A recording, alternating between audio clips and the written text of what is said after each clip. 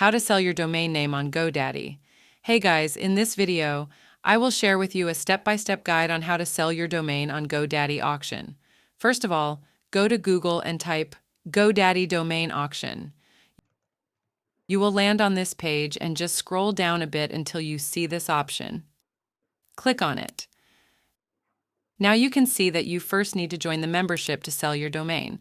Click on the Join Now button, and here it will show the total price you need to pay.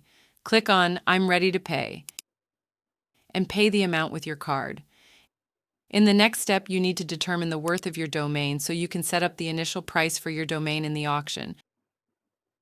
For this, just click on this button in the auction, and it will give you an estimated value of your domain based on these factors. Now, just click on Sell and set up your listing.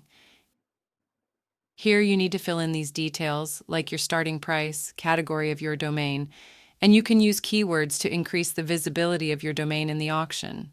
Once everything is done, you can simply put it up for auction. I hope this video was helpful. Please consider subscribing to the channel.